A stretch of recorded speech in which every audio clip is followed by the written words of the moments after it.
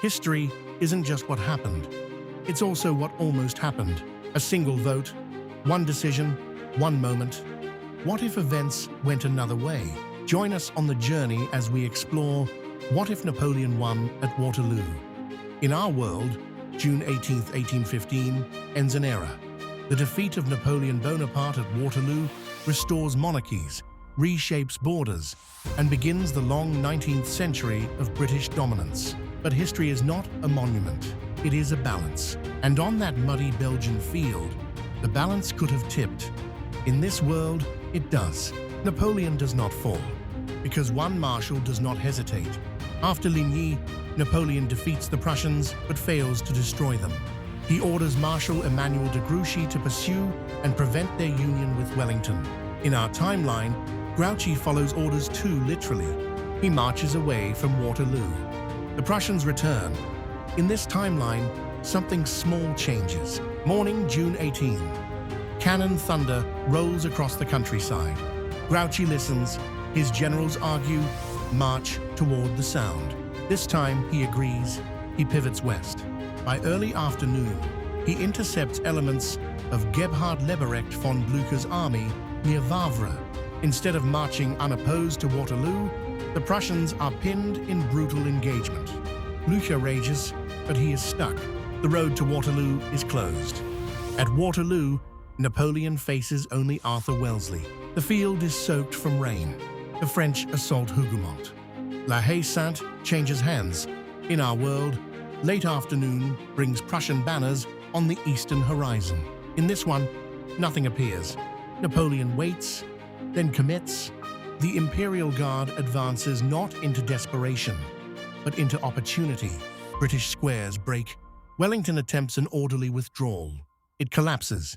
By dusk, the Anglo-Allied army is shattered. Waterloo becomes not Napoleon's grave, but his resurrection. The news detonates across capitals.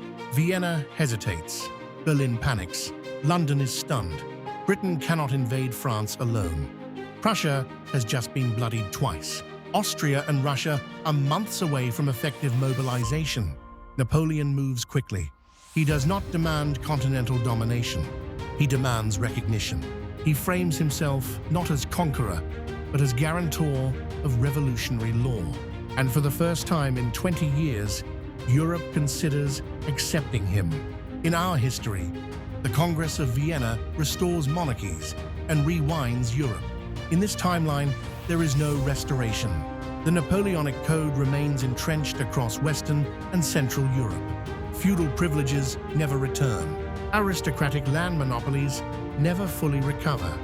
Meritocratic military and civil systems remain intact. The 19th century does not begin with reaction. It begins with consolidation. The map stabilizes, but under French influence. This is the first stark break from our reality. There is no conservative century, no triumphant rollback of revolution. The revolution wins. Without Waterloo, Prussia is weakened permanently. There is no triumphant militarized unification in 1871. No Franco-Prussian War humiliating France. No German Empire forged in the Hall of Mirrors. Instead, German states form a looser federation influenced by French administrative norms. No hyper-militarized Berlin. No culture built around revanche and expansion. The chain that leads to World War I snaps before it forms. The balance of Europe becomes multipolar, stable, bureaucratic. Britain remains powerful at sea, but it is no longer architect of continental order. There is no century of uncontested Pax Britannica. Colonial expansion becomes negotiated and competitive. France maintains stronger influence in Africa and the Mediterranean. India remains British, but Britain cannot dictate European politics simultaneously. Global power becomes balanced decades earlier than in our world. The 19th century is not British, it is shared. Without a unified, resentful Germany, no Franco-Prussian War, no arms race spiraling out of control, no rigid alliance system. World War I either never happens or erupts as a contained regional war. Without Versailles, there is no economic strangulation of Germany. Without humiliation, no extremist nationalist backlash, no Adolf Hitler.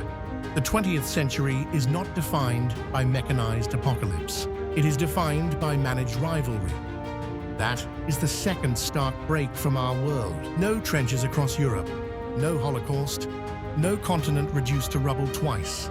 Because Europe does not destroy itself, it integrates earlier. The legal DNA seeded by Napoleon evolves into continental administrative coordination by the late 19th century. By the mid-20th century, something resembling the European Union already exists. Not born from trauma, but from continuity. Europe today is more centralized, more confident, more politically unified. France is not one nation among many. It is the core. Brussels governs not reluctantly, but naturally. America still rises, but it does not inherit global leadership after European collapse. There is no 1945 vacuum. The United States becomes a co-leader in a balanced Atlantic system, rather than a superpower towering over ruins. The Cold War as we know it does not materialize. Russia remains influential, but never faces the same ideological confrontation triggered by World War devastation. The modern geopolitical landscape is multipolar, not bipolar. Power is negotiated, not imposed. Napoleon's victory normalizes revolutionary governance. Citizens expect codified rights, centralized administration, secular state structures. Monarchies fade earlier and more quietly. Nationalism exists, but without catastrophic humiliation, it lacks the same violent edge. Political extremism struggles to find oxygen in a continent that never experiences total collapse. Modern Europe is less traumatized and less cynical. Napoleon did not need destiny to change. He needed execution, a marshal who marched toward the sound of the guns. If Grouchy stops the Prussians, Waterloo becomes victory. If Waterloo becomes victory, the restoration never happens. If the restoration never happens, Europe never unravels the same way. And the modern world, our world, looks starkly different. No world wars as we know them. No American century born from ashes. No Europe rebuilding from ruin. Just a continent reshaped not by collapse, but by one decisive march on a June afternoon. History often feels immovable, but sometimes it turns on whether someone listens and moves. What are history's what-ifs you'd like to see explored? Leave a comment and don't forget to subscribe.